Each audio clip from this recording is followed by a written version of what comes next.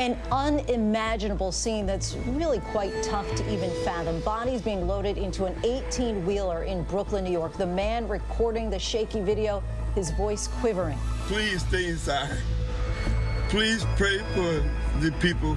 As new grim estimates put the potential death toll when all is said and done as high as 200,000 in our country alone. More than 500 dead in America in just the last 24 hours. Much of the focus on this coronavirus emergency is now on the epicenter here in New York. A field hospital has been set up in Central Park. A Navy hospital ship has now moved in. This weekend, the president extending federal guidelines urging all Americans to stay at home until the end of April. But across the country, the response is fragmented. States ordering restrictions on residents from other states coming in. States competing with others for critical resources. The New York governor lashing out today. There are no red states and there are no blue states and there are no red casualties and there are no blue casualties. It's red, white, and blue. This virus doesn't discriminate. It attacks everyone. And it attacks everywhere. Typically, Americans come together in times of crisis, but are we doing the same in this moment? Good evening, everyone. I'm Lindsay Davis. Thanks so much for streaming with us. As we draw closer to the end of another month that we will never forget, we start the show with this image. This is a graph of the coronavirus cases at the beginning of the month, and with 1 day left in this month, this is where we are now. Almost half of the cases are here in New York. This region is reeling as the death toll continues to spike. Some states like Florida, as you can see in this drone footage, are now putting up checkpoints, singling out New Yorkers and travelers from Louisiana, New Jersey, and Connecticut, instructing them to isolate for 14 days. But what is happening in these regions, experts warn, will happen in most of the country if people do not stay at home. And that's why we begin tonight with the story of one town in rural Georgia dealing with the same challenges those of us here in New York now know all too well. This isn't the big city. This is small-town Georgia with few stoplights and even fewer hospitals. And they, too, are struggling with the coronavirus. The health crisis is here. And so far, 27 people have died in these small rural communities since the outbreak began late last month. It just shows you, you're not safe in rural America, small urban. This isn't just for the big cities. It's for all of the United States. And we need to be vigilant in what we're doing to eradicate it. The Phoebe Hospital System serves a number of rural counties in southwest Georgia, and the campus in Americus is the home hospital for President Jimmy Carter, who lives in nearby Plains. Nearly 500 people here have tested positive for the coronavirus, and they're still waiting on test results for another 1,000 or so patients. The Georgia National Guard has sent doctors and nurses to help. All of the beds in the ICUs are full. We have had some transfers, and you can imagine there's not a lot of hospitals willing to accept or wanting to accept a positive COVID patient. 28-year-old Terica Parks is one of the many who got sick. I was at home, and my symptoms began to get worse. I continued to vomiting blood. My fever, I was in a fetal position in the middle of my bed because I was in excruciating pain. And so I was crying, like just crying and like, I mean, it was terrible. Health authorities have traced the outbreak to a funeral on March 7th and another on February 29th. Both were attended by families from 3 different houses of worship. Terica Parks went to Sunday service at one of the churches.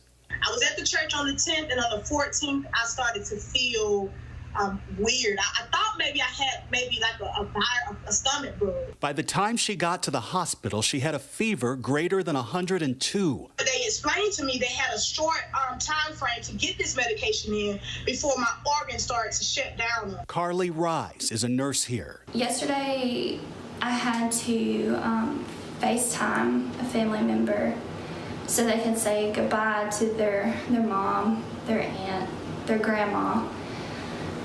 And it is so hard. They had to bring a phone up here because we're not allowed any visitors. And I had to go in the room and call them and FaceTime them from the room and show them their family member.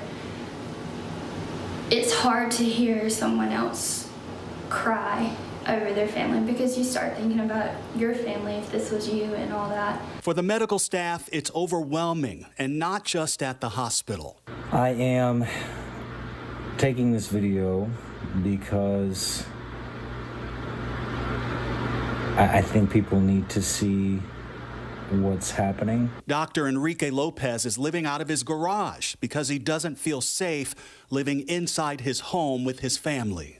If you were going to show me this video several weeks ago and told me that this would be where I'm living, I would have never believed you. Several weeks ago, we had heard about a virus that came from a place far away from here. And I didn't think much of it because we are the United States of America. We are the most powerful country in history, and we have more of everything than we need. We were wrong. We were wrong in an epic way. In one rural county here, more people have died from COVID-19 than in any other county in the state, including the state's largest counties in and around Atlanta. The concern and fear are so great, more than 900 people who felt sick and crowded the hospitals have tested negative for the coronavirus. Georgia's governor has stopped short of ordering a statewide lockdown and is one of the few remaining governors to do so. City and county governments here have issued those orders instead. We are getting some reports. Most of our businesses are in compliance, and I know that there's nothing insidious about this, but convenience stores particularly, we have to minimize the number of people who are inside the stores. Like many here, Terica Parks is now on the mend. Hey you guys, as you can see, I am finally free again. I am out of quarantine. I'm actually outside in my backyard. I still have not hugged my kids yet. It has been since the 14th, but it feels like it's been forever. So I'm excited. I'm getting ready to hug my kids. She reunited with her family on Saturday. Theirs was the sound of joy that's been missing here since this outbreak began. They warn everyone to do whatever is necessary to prevent this virus from hitting home. Steve Osunsami, ABC News, Atlanta. Love seeing that hug, and our thanks to Steve Osunsami for that report. And here in New York City, some of the most iconic sites juxtaposed with haunting images. The so-called crossroads of the world, Times Square, a virtual ghost town, a section of New York's famous Central Park now populated with makeshift medical tents. ABC's chief national affairs correspondent Tom Llamas takes us inside the city's crisis centers, which sadly may soon be replicated in other parts of the country. Please stay inside. Please pray for the people. Tonight, the governor of New York says the situation is painfully clear, and these images show it. A body loaded into a refrigerated truck outside this Brooklyn hospital. The city bracing for a mounting death toll, more than 1,200 lives lost. We've lost over 1,000 New Yorkers. To me, we're beyond staggering already. We've reached staggering. Help sailing in today. The Naval Hospital ship the Comfort pulling into New York Harbor, the 1,000-bed facility ready to take on extra non-COVID-19 patients. In the heart of Manhattan, a new field hospital specifically built for COVID-19 patients. We've done this in war zones and earthquake zones and things like that, so we know how to do this. We've never done it in some place like this before. The group Samaritan's Purse building it in just days. Starting tomorrow, this is going to be a working intensive care unit in the middle of Central Park, complete with hospital beds, ventilators, overhead lighting, even a negative pressure tube sucking all that contaminated air out, making sure the room is sterilized. As New York is pushed to the brink, health experts warn the potential U.S. death toll could soar as high as 100,000 to 200,000 people. I think it's entirely conceivable that if we do not mitigate to the extent that we're trying to do, that you could reach that number. The president forced to reverse an earlier proposed plan to reopen the country by Easter, now extending social distancing guidelines to April 30th. Dr. Anthony Fauci saying the task force argued strongly with the president to extend them, and the president listened. Challenging times are ahead for the next 30 days, and this is a very vital 30 days. We're sort of putting it all on the line this 30 days. Tonight, we're learning one of the latest victims is pediatric neurosurgeon Dr. James Goodrich from New York's Montefiore Medical Center. The world-renowned doctor making medical history when he successfully separated conjoined twin boys during a 27-hour surgery. Doctors across the country struggling to help families unable to visit their loved ones in the ICU. We make it a point to call families twice a day, but I can't imagine being that person on the other end, having to wait for that phone call, never knowing what sort of news you're going to get. An emotional toll also on nurses who are so often the critical link between patient and family. I just came from a patient's room. He's actively dying, positive diagnosis of COVID-19, and his family can't come, so I had to FaceTime his family, and it was just so heartbreaking. In New Jersey, 8 patients dying at a single nursing home. And 911 call centers stretched thin as well. In New York, a record 6,000 calls in one day. First responders also hit hard. About 5,000 members of the NYPD are out sick. More than 900 officers and 260 firefighters testing positive. And now in New York City, a $500 fine for anyone ignoring social distancing rules. The police and all our agencies are authorized to use fines. We've given enough warning. Tougher penalties in Maryland as well, where cases surged 400% in just the last week. 66 residents infected at one nursing home. The governor ordering residents to stay at home or risk up to a $5,000 fine or jail time. This region is about to be hit with the virus in the same way that some other major metropolitan areas have been. In Louisiana, officials say they need 14,000 ventilators and fear they could run out next week. If the metros and the rural areas don't take care now, by the time you see it, it has penetrated your community pretty significantly. Cases spiking in cities like Chicago and Detroit. This convention center in the Motor City is going to be turned into a 900-bed hospital. And in Philadelphia, this arena at Temple University transformed into an overflow hospital after cases in that city topped more than 1,000. And tonight in Los Angeles, the Naval Hospital, the Mercy, already taking on extra patients to ease pressure on so many hospitals. And Tom Yamas joins us now. Tom, just devastating stories. Curious, though, as you report on the human toll, what strikes you the most about this crisis?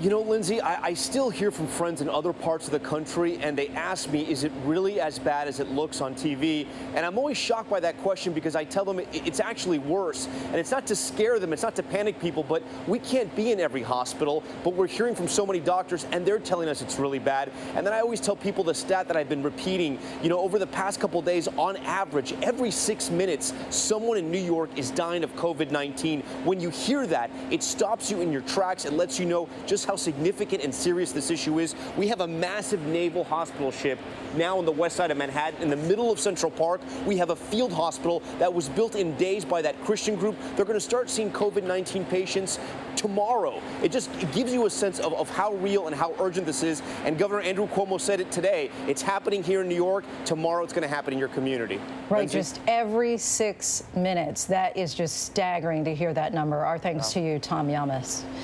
The warnings are clear. No community should expect to go untouched by this. As Tom just reported, the crisis keeps intensifying. And meanwhile, there's an ongoing issue in several states. Some churches are defying orders and carrying on with church service as usual.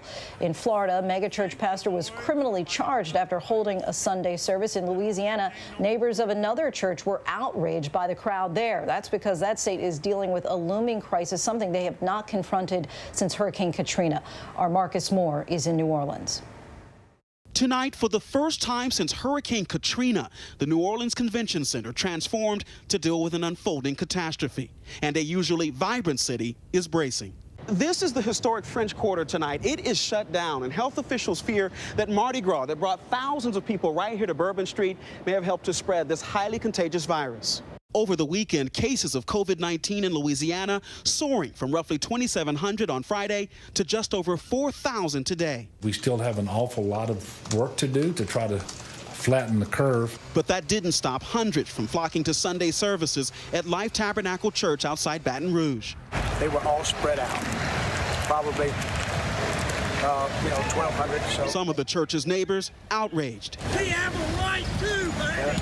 Y'all need to shut that church down. In Tampa, one megachurch pastor also defying stay-at-home orders. People are going totally crazy. As the president said, he wants to get everybody back worshiping God come Easter Sunday. That needs to happen. But hours later, the president changed his tune, and tonight, that pastor under arrest. His reckless disregard for human life put hundreds of people in his congregation at risk, and thousands of residents who may interact with them this week in danger. We are joined now live by Marcus Moore. Marcus, this seems like a landmine. Government officials telling church leaders they cannot hold services. What about religious freedom? Well, you know, it's a very sensitive topic, Lindsay, and many legal experts will argue that religious freedom is a constitutional right, but not something that is absolute. So it can be trumped by a public health emergency.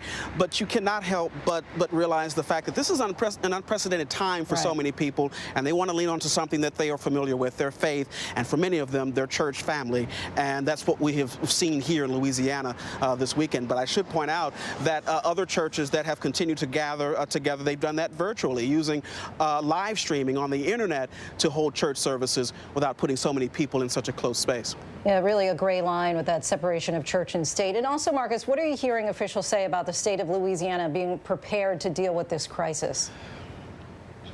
Well, Lindsay, they are preparing. They are right now, as you heard in that piece, preparing the convention center with 1,000 beds. They are also really reminding people and urging them to stay home, because even this weekend there were gatherings, including a second line that police broke up. And the governor has said that anyone who is ignoring the stay-at-home order that's in place here in Louisiana right now, that is grossly irresponsible. And then those that do, they are taking precious time away from first responders and almost making it more likely that this virus will spread. All right, Marcus Moore, thank you very much for that report, Marcus. Now to the latest on the group of passengers stranded at sea. Their coronavirus-infected cruise ship is trying to dock after 4 people have died and many on board are reporting flu-like symptoms. The ship has been turned away by other countries, and leaders here in the U.S. are also calling for the ship to find another place to dock. ABC's Victor Kendo is in Florida and joins us now with the latest. Victor? And Lindsay, Florida's governor has made it clear he does not want any more sick people coming into the state, and many of the officials in Broward County would agree. They're actually holding an emergency meeting tomorrow morning to decide whether or not they're going to allow those ships to dock at Port Everglades in Fort Lauderdale. Now, here's the latest with those ships. Holland America says their 2 ships have made it through the Panama Canal and could be here in just a few days. They have transferred passengers who are not showing any symptoms from the Zaandam to the Rotterdam. Guests on both ships will be confined to their rooms throughout their journey. Nearly 200 passengers are sick. 2 have tested positive for COVID-19. 4 have already died, including 1 American. There are simply not enough tests for everyone. Florida's governor says, we think it's a mistake to be putting people in southern Florida right now, given what we're dealing with. So we would like to have medical personnel simply dispatched to that ship, and the cruise lines can hopefully arrange for that. Tend to folks who may need that medical attention. Governor Ron DeSantis also monitoring the roadways over the weekend. He ordered checkpoints on I-95 along Florida's northern border to screen travelers for COVID-19 hotspots, possibly coming in from New York and even Louisiana, where Marcus just reported we're seeing a spike in cases there. And those new travel restrictions follow a similar order we saw last week, where visitors coming in from New York, New Jersey, and Connecticut are being told to quarantine for 14 days under the threat of 60 days in jail. Lindsay? So, Victor, there are some strict rules in place, but why is there no statewide shelter-in-place order for Florida? Well, Lindsay, the governor has been kind of hesitant to issue any kind of statewide order here, basically coming down to the fact that he believes that some of the more rural areas in the state don't need a shelter in place here. Different story, though, in southeast Florida, where we are, where about 60% of the positive COVID cases are found. Now, we're talking about Palm Beach County down to Broward, Miami-Dade, and Monroe, where the Florida Keys can be found. Just today, he issued a new order, basically a shelter in place, and he's telling Floridians that we could be in this through mid-May. It was only a couple of weeks ago, of course, that we saw those crowded beaches. Since that time, have you gotten a sense that people are starting to finally take things a little more seriously there in the Sunshine State? Absolutely, Lindsay. And right here on Miami Beach, this park right behind me, it would normally be packed on a beautiful night like this. Same with the beaches, but those have been closed down here. Different story in some parts of the state, just south of Jacksonville, one of the beaches there. It got a little busy over the weekend, and officials were quick to shut it down because people were not following social distancing guidelines. But for the most part, I can tell you, at least where I am here, southeast part of the state, people are definitely obeying the rules. One piece of good news here, Lindsay, City of Miami Mayor Francis Suarez, he tested positive for COVID-19 a few weeks ago. He just posted on social media that he has now tested negative twice. He is very eager to hug his family. Lindsay? I bet indeed. Some good news there, and also that people are abiding and not right behind you in an empty live shot. So we appreciate that report. Victor Akendo, thank you. And when we come back on this National Doctors Day, the healthcare providers on the front lines and their dire warnings. Terrified doctors and nurses still saying they don't have enough protective gear, and now reports of medicine shortages. The crisis overseas, the death toll still mounting in Italy and Spain, but there is a bit of a relief in some of the numbers coming in there. And later in the show, how some of the challenges President Trump has faced in the Oval Office may be instructing his moves during this crisis. But first, our myth bust of the day. Does drinking alcohol treat coronavirus?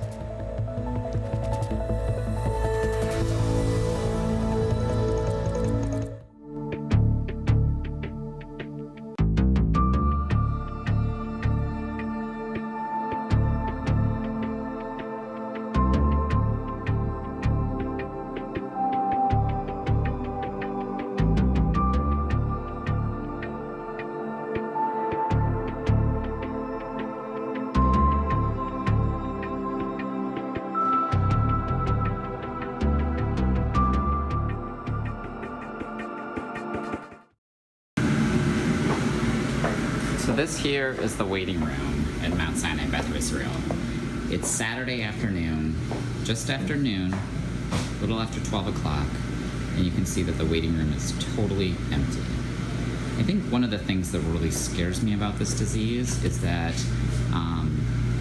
we're not seeing a lot of low acuity patients. People are really, it seems like they're afraid to come to the hospital. Normally at this time of the day, we try to keep the waiting room as empty as possible. We want to make sure that patients can get seen and evaluated by a doctor, so we try not to use the waiting room, but it's pretty uncommon to see it completely empty like it is right now. It really just speaks to the anxiety that we're seeing in the community, that people are afraid to come to the hospital right now. Yeah, just an eerie scene right there. And as you just saw, doctors and nurses continue to fight on the front lines of this crisis. That doctor talking about the changes that he has seen in one section of the hospital, while in other sections of that New York City hospital, the battle against COVID-19 rages on. These brave medical professionals are working around the clock and in many cases face dramatic shortages of masks and other protective gear. ABC's chief national correspondent Matt Gutman has a look inside the kinds of conditions that they're facing. Tonight, the virus attacking frontline doctors and nurses. Miami ICU nurse Araceli Buendia Illegan, who treated thousands of patients over 3 decades, on Friday dying with alarming speed. She'd mentored her niece Joanna, also an ICU nurse, in England. How do you feel going back to work? What does that make you think about? Well, to be honest, I'm terrified for my life, because especially what happened to my aunt. Dr. Arnold Weg believes he contracted the virus when a patient coughed on him. My father is truly in the fight for his life. Weg is a 63-year-old grandfather of 6 and a marathon runner. He's now in intensive care for the first time as a patient. Yesterday was my parents' 38th wedding anniversary, and this is the first time they couldn't spend it together. Hospitals now reporting drastic shortages of masks and protective gear. Doctors telling us they have a single mask assigned for an entire week. A national survey found 88% of cities do not have adequate supply of PPE. I have nurses that call me on a daily basis to tell me that they're scared, to tell me they don't know what to do. We didn't sign up for this. Mary McDonald recorded this video saying it's not just supplies, it's basic medication. We're out of Tylenol. We're out of Tylenol. I don't know what I can do to save people anymore. Tonight, California officials warning they're on the verge of a massive spike. The state has at least 5,700 cases and rising. When the mayor says that he's seeing a surge in Los Angeles, where is that? It's all over. So what's probably most concerning is the number of COVID-19 patients who need ICU admission doubled over the weekend. But testing is slow. On average, it's taking 7 days to get results. We have currently over 60,000 tests waiting for results. One doctor on the front lines facing a cruel twist of fate. This moving image showing Arkansas medical resident Jared Burke's social distancing from his own 1-year-old son, Zeke. And then on Saturday, an EF3 tornado destroying his family's home. It felt like the house lifted up and then slammed back down. I was saying, God, I'm not ready to die yet. And luckily, I guess he heard me because I'm still here. And north of Seattle, the latest example of how infectious the virus can be. A choir meeting on March 10th for a rehearsal after the outbreak had started. They tried to practice social distancing and used hand sanitizer, but tonight, 45 of the 60 who attended are infected.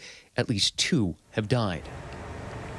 And Matt Gutman now joins us live with more. First thing that struck me was that they said they're out of Tylenol. But let's talk about testing here. The California governor told you that they are the wait for results. I think he said 60,000 tests. People are still waiting to get results. He called it alarming. So what's the state doing to try to change that? Well, let's just get to that alarming part. That means that there are probably thousands of patients out there who are COVID positive who might be out in the public still. They are trying to get testing in more cities, but the problem is there is no centralized testing regime in the whole state. So it's county by county. To give you an example, LA had 0 testing by the county over the past week. Now it's up to 2,000 a day. They hope to get up to 10,000 a day next week. But again, the issue is that lag time right now taking 7 to 12 days. They need to get it down to 24 hours to 48 hours for it to actually make a difference, Lindsay. All right, Matt Gutman, our thanks to you. And we still have much more to report out tonight. The severe weather outbreak, the harrowing images coming in, the threat, sadly, is not over. And our closer look at the different approaches that some states are taking amidst this crisis. But first, our tweet of the day, what the police in D.C. are playing while they tell people to stay inside their homes.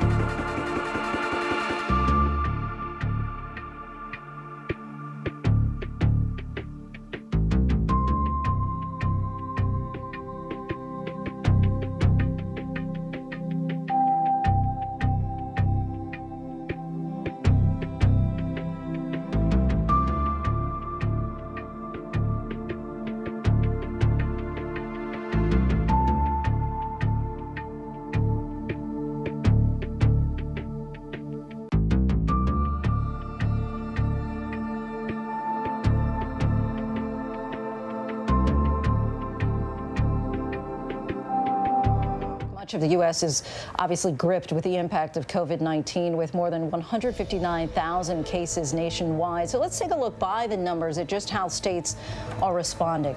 As of tonight, at least 38 states plus Washington, D.C. have announced the closure of all non-essential businesses, with cases multiplying by 4 times in the past week in the Washington metro area. Maryland and Virginia's governors have announced stay-at-home orders today for their states, but there are still 13 states that have not issued a full statewide stay-at-home order. That includes Florida, Texas, and Georgia, which are now seeing cases of COVID-19 double every 3 to 4 days as experts fear that they could become the next hotspots.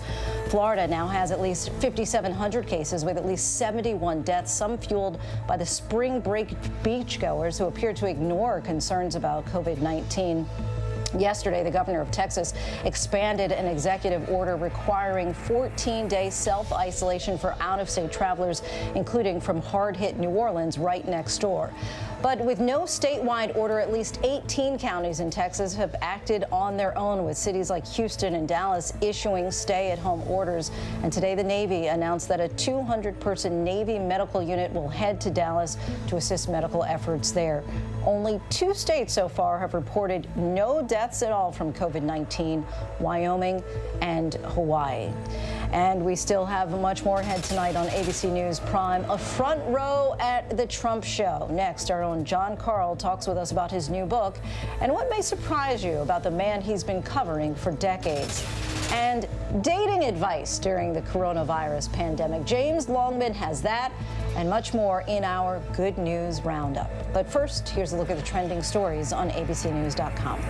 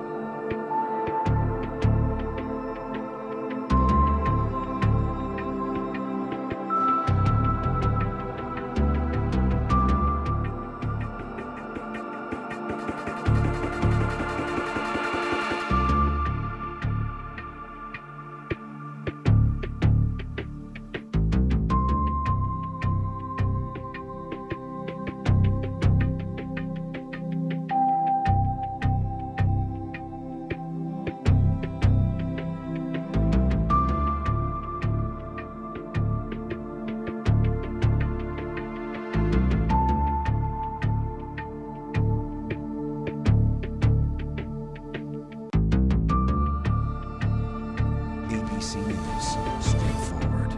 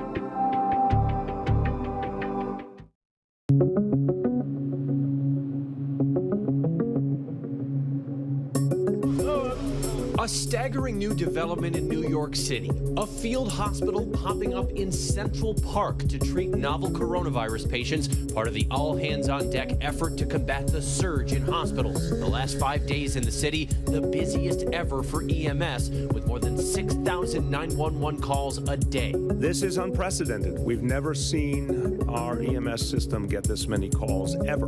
More help arriving this morning. The naval hospital ship, the USNS Comfort, which will treat patients without COVID-19 to ease the hospital burden in the city, raising the New York State flag as it pulled into the harbor. In Maryland, where FedEx Field has now become a testing facility, the governor is issuing a stay-at-home order, telling residents to only leave for essential work, food, medicine, or brief exercise, with violators subject to as much as a $5,000 fine or up to a year in jail. This virus is spreading rapidly and exponentially.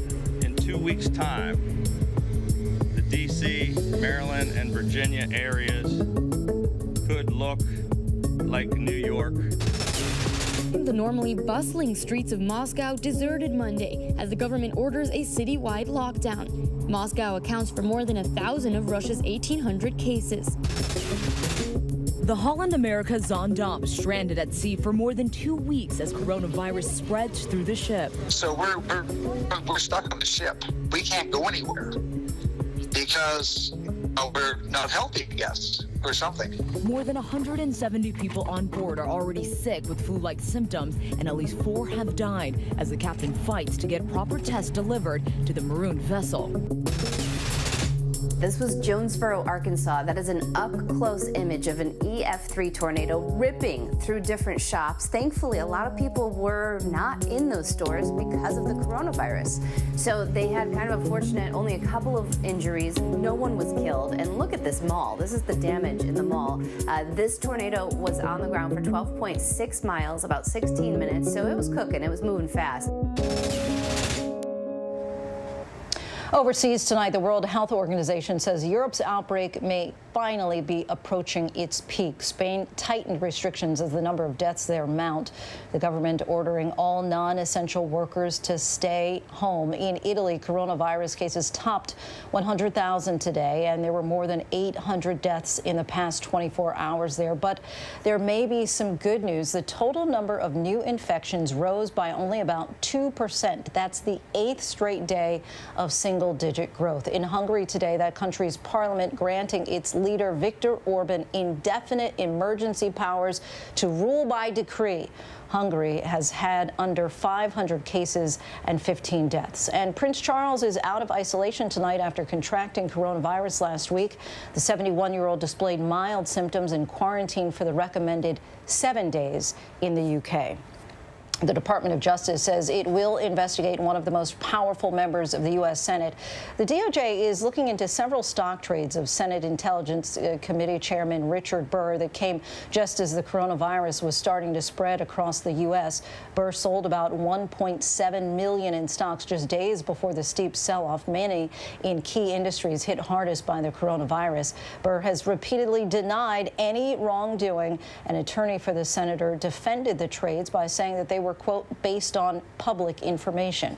And now let's welcome ABC News Chief White House Correspondent Jonathan Karl. For the last few weeks, we've regularly seen him in the front row of the White House briefing room asking President Trump the key questions as the country wrestles with this growing pandemic. And he's been covering Donald Trump for decades, going back to 1994 when John first interviewed him at Trump Tower as a young reporter for the New York Post.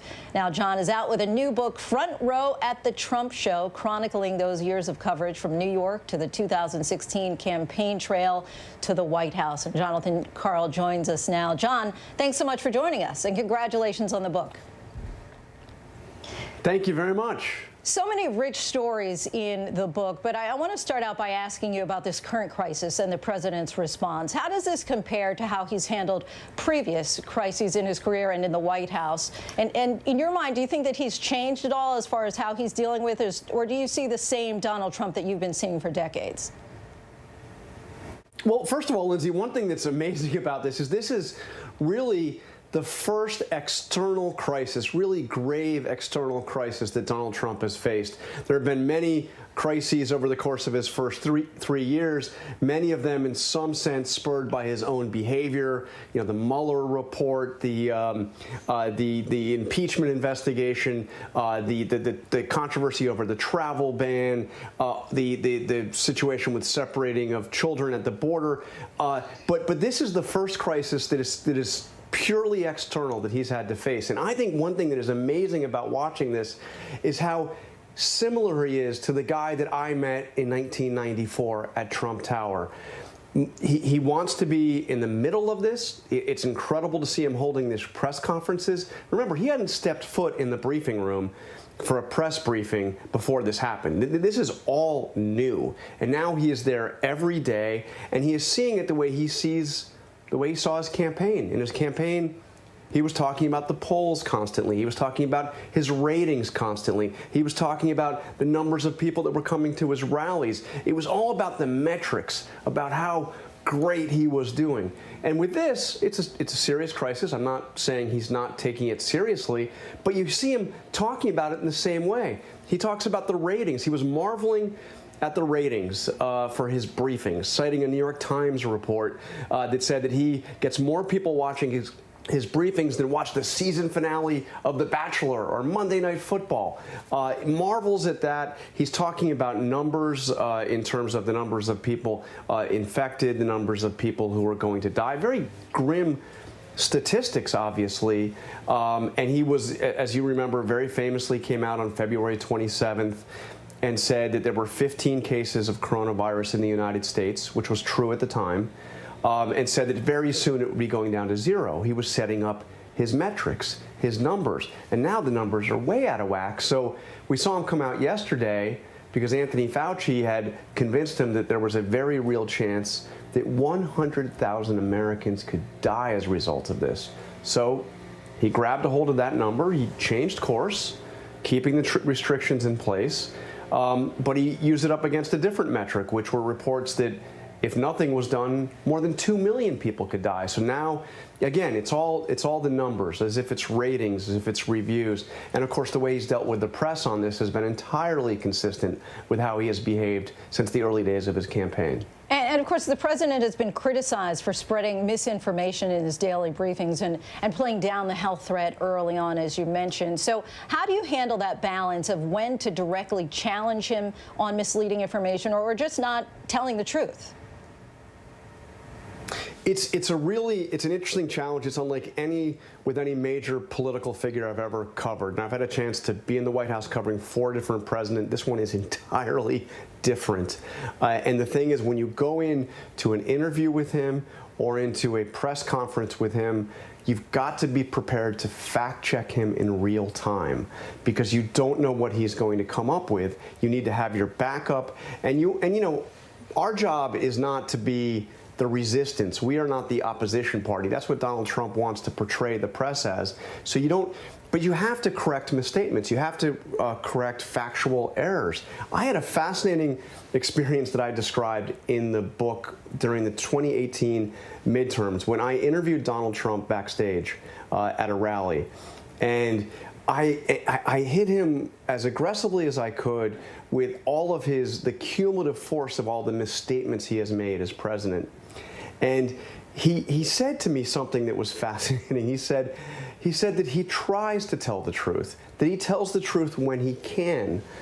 And it struck me as an amazing admission. It reminded me of something. I had a college friend who once told me, I would never lie to you unless I had to. And here was the President of the United States saying he tells the truth when he can. But the interesting thing about this experience is I interviewed, again, it was backstage at a rally. There were some 10,000 people, this arena in Fort Myers, Florida. And when the interview was over, it was a fairly contentious interview, but it was a good interview, and he seemed happy with it relatively. He brought me out from the little room where we were did the interview to introduce me to the people he was with. He was with Ron DeSantis, who was running for governor of Florida. He was with the current governor of Florida, who back then who was running for Senate, and their wives. He brought me back in and he said, "I want you to meet the great Jonathan Karl. This is the great Jonathan Karl of ABC News." You know, puffing me up, making me, and he said to me 3 separate times back there, "Are you going to watch my speech? Are you going to come out and watch? I've got a great speech. Are you going to come out and watch?" And of course, I was there as a reporter. I was going to watch his speech. So I went out, and I swear to you, Lindsay, within 3 minutes, he had the 10,000 people in that arena looking in my direction and the direction of the other reporters, in that pen on the floor of the arena, taunting and jeering at us and talking, because he was talking about how horrible we were, the horrible people. We were dividing the country. We were doing such terrible things. And all of these people suddenly were looking at me, taunting and jeering and saying these, chanting, their favorite chant is CNN sucks, which ends up being kind of a generic way of taunting all of the press, not just CNN.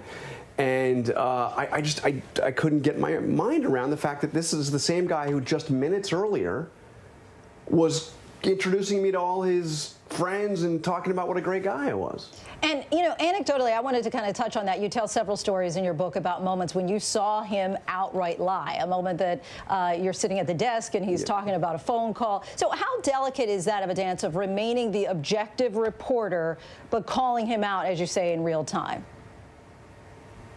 It's a real challenge because you have to remember that when he came into the White House, his then chief strategist, Steve Bannon, said that in a famous interview in the New York Times, of all places, he said the media is the is the opposition party. It's not the Democrats, it's the media. That's our real opposition. And then Donald Trump himself took that on and started calling the media the opposition party. So if I act in a way that looks like I am just another opponent of the president, I played right into that strategy. We know what that strategy is. He explained it to Leslie Stahl during the 2016 campaign when he said, when Leslie Stahl challenged him, said, "Why do you say all this stuff about the media? You don't believe this." And Trump told Leslie Stahl, I do it so that when you report something negative on me, they won't believe it. And that's exactly right. If we are seen as just another, you know, like a spokesperson for the Democratic Party, we've failed. But you have to correct the misstatements. So it's not an easy, it's a delicate balance, and it's one I have to do every day covering the White House. You extensively covered Trump's rise through the 2016 campaign in your book. How much do you think that this current crisis is going to change how he runs in 2020? Do you think he's going to rely on the same playbook, or is he going to have to change his approach? You know, I wrote this book because I had experienced, I truly believed history in a way that maybe no other White House reporter had, because we've never had a president like this, and especially one that I had had such a long relationship with, that I had first met, you know, 25 years ago, and we through the crush of the breaking news, and this has been such an exhausting news cycle. Think about it, for 5 years since he first started running, almost 5 years ago, that I didn't have a chance to look back and re-examine those moments, tell people about those moments, and then do more reporting on them. But I think that he has been, in some ways, remarkably consistent. And Lindsay, I get a feeling that as erratic and unpredictable as he is, because he is, you know, he governs by gut, he does everything, you know, he changes radically, swings radically, and sometimes in the same day, different positions. But in some ways, I find him incredibly predictable. I find myself feeling that I know exactly where he is going to go. You can't reflect that in your reporting necessarily because it's a hunch, but I'm telling you, it's almost always right. You know where he's going to go, even when it's a wild swing to from where he is now. So he's predictably unpredictable, I guess, is the saying there. Yeah, all right, Jonathan Karl, thank you so much. I really enjoyed, I've gotten about halfway through. I would have finished the book over the weekend, but I have a 6-year-old at home. But enjoyed the book very much. Again, his new book is out, Front Row at the Trump Show. Jonathan Karl, thank you so much for your time and for the book. Thank you. Next on ABC News Prime, we pay tribute to the man hailed as the Dean of the Civil Rights Movement and the French florist whose kind actions are helping grieving families tonight. If you've had a tough day, stick around with us. James Longman is going to try and put a smile on your face.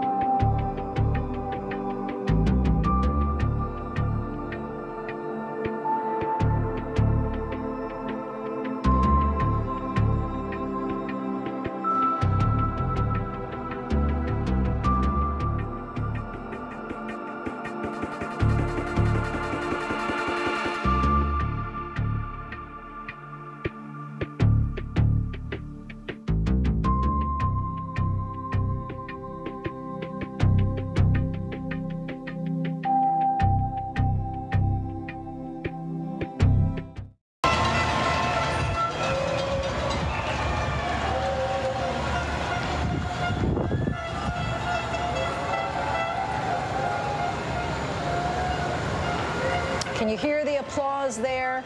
On this National Doctors Day and across the city, praise in the form of claps for our heroes, the doctors, nurses, and other first responders on the front lines, trying their best to keep us all safe, putting their own lives at risk, putting their lives on the line as this crisis grows worse here in New York City and beyond. And next, you cannot underrate the power of a smile and a laugh, especially in these challenging times. James Longman has our Good News Roundup. James.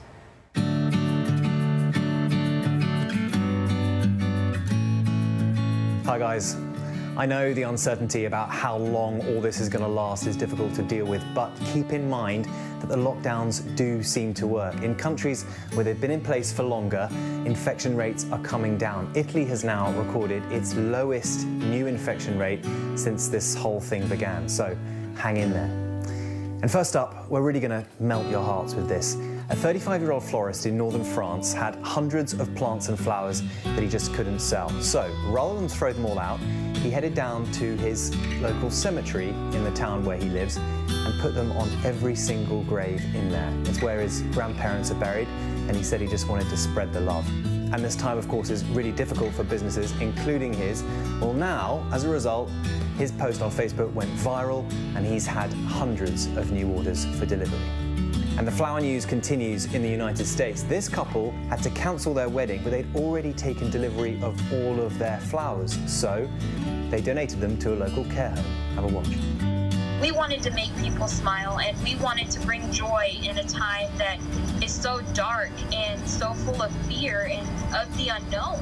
These elderly, they're isolated. They're in their rooms, not able to see their families, and they're not able to interact with each other. You know, we were both just overfilled with joy. Who doesn't love getting flowers? And since we always include music on Good News, have a look at this. This is Matt Lucas, a comedian, and he's put together this funny but informative little song. You must listen to what potatoes say. Wash your hands and stay indoors. Thank you, baked potato. Only go to grocery stores. Thank you, baked potato. If you want to have a better day, you must listen to what the baked potatoes say. And I really wanted to show you this. Friends of mine here in the UK are part of an acting collective, and this is what happens when you ask musical theatre types to stay home.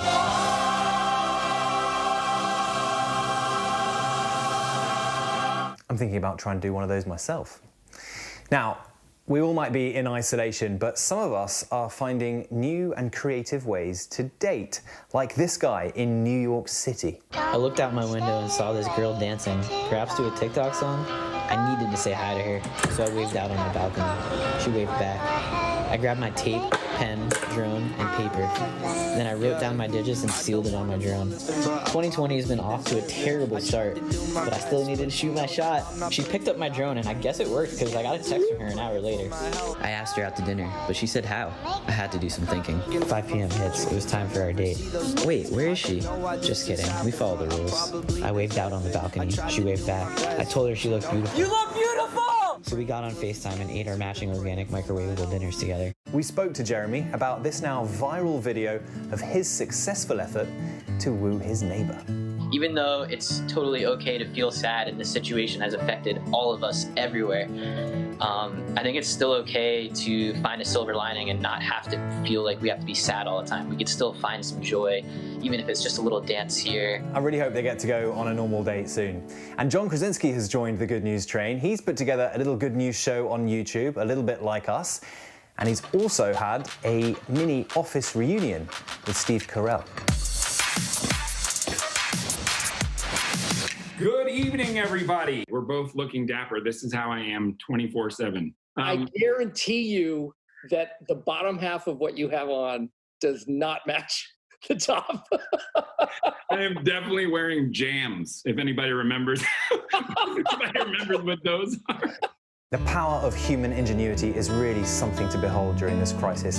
Here in the UK, engineers from the Formula One racing team, Mercedes, have got together with a London hospital to create breathing aids. If we can have a bridge, a halfway house, where you need more than an oxygen mask, but less than an invasive ventilator, then hopefully many patients can be prevented from needing to go on to a ventilator. These devices help patients stay off ventilators, which are in short supply, and could help save lives. We'll leave you now with this image. Southwest Airlines flew a whole plane full of healthcare workers to New York City to help with the pandemic. It's the epicenter, as we know, of this crisis now. Just another example of people coming together because of coronavirus. Stay well, everyone. Be good to each other. Thank you so much for that, James. I loved that virtual date. That poor guy, he has raised the bar for men out there everywhere. But thank you for the good news, James. And now switching gears, a central figure of one of the most pivotal moments in American history has passed away. The Reverend Joseph Lowery was an icon of the civil rights movement, responsible for organizing thousands and inspiring millions. Our TJ Holmes has his story. The dean has gone home after a life of service that put him on the front lines of civil rights battles that shaped the nation. Reverend Joseph H. Lowery passed away this weekend at the age of 98, surrounded by family at his home in Atlanta. With his goatee, signature soul patch, and longevity, Lowery was affectionately called the Dean of the Civil Rights Movement. And while little kids may learn the name Dr. Martin Luther King Jr. in their textbooks, Lowery was also right there by King's side through much of the movement. A co-founder of the Southern Christian Leadership Conference, along with Dr. King, it was Lowery who helped lead the bus boycott in Montgomery that made Rosa Parks a household name. It was Lowery who delivered the demands for the Selma to Montgomery March, which led to passage of the Voting Rights Act, a defining moment of the civil rights movement.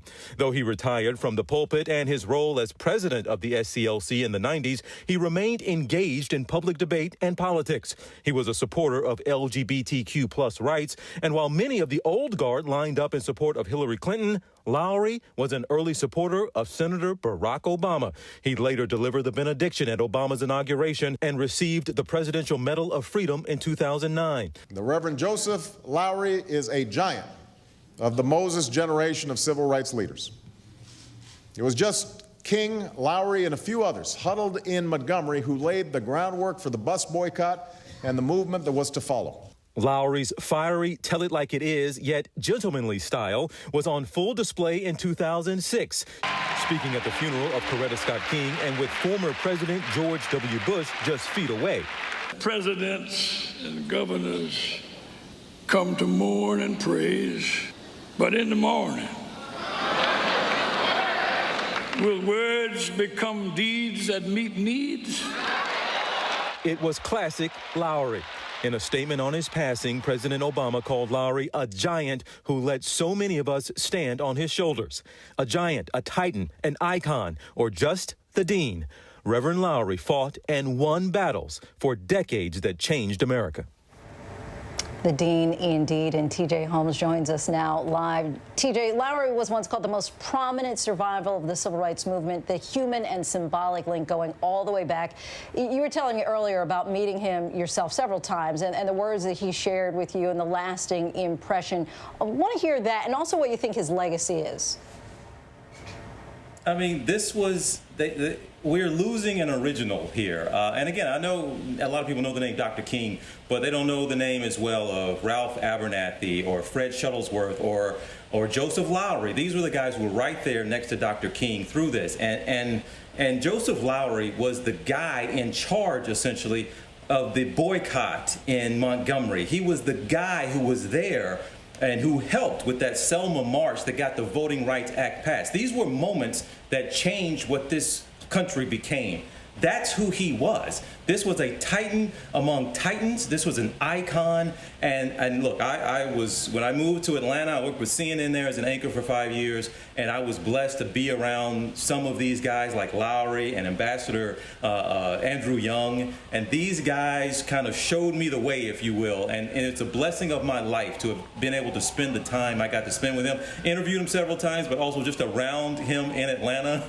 And one of those times, Lindsay, I was telling you about, he pointed at me, pointed in my face and said, "You are the reason we don't have a civil rights movement today," saying young black folks like me and you, Lindsay, who we get opportunity and we get comfortable, right? We get comfortable and we forget there's still something worth fighting for. And that kind of sticks with you, and that will be with me the rest of my life. And he was such a profound man, so esteemed, but also had a sense of humor. Talk to us about that moment when you talked to him after he had gotten the Presidential Medal of Freedom.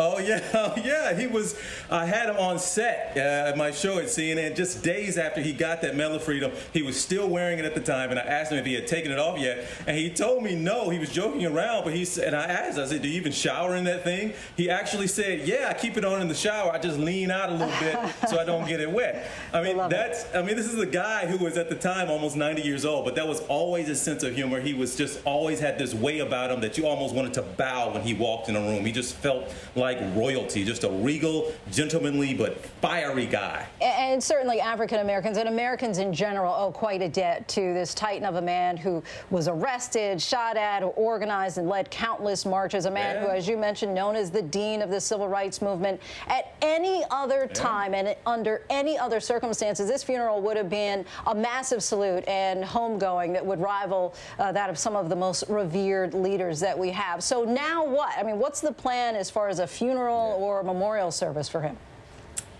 Yeah, this is just where we are now, and a lot of families are going through this, right? I had a member of my family over the weekend. Someone passed, they had to stream the funeral. A lot of people are going through this right now, but for someone like Joseph Lowery, who would get something the equivalent of a state funeral, everybody would show up to his funeral. The biggest names in politics, and you could imagine, they can't do it because of where we are with coronavirus right now, and they have put out a statement, his foundation, saying that they're going to do a private family funeral, but they hope to do a larger public event sometimes late summer or in the fall, so we still could see that, but this is just where we are right now. But I'm really appreciative to you guys for taking the time to still give this man his props, to take time on your show. I know a lot's going on in the world, but this is a man who, no matter what's going on, deserves his moment. For sure. Could not agree with you more. This was necessary. And TJ Holmes, we thank you for bringing his story to us. Thank you, TJ. And before we go tonight, the image of the day, the Statue of Liberty and the naval hospital ship USNS Comfort in the New York harbor. We are so grateful to those sailors on board. And that is our show for this hour. Be sure to stay tuned to ABC News Live for more context and analysis of the day's top stories. I'm Lindsay Davis. Thank you so much for streaming with us. Have a good night.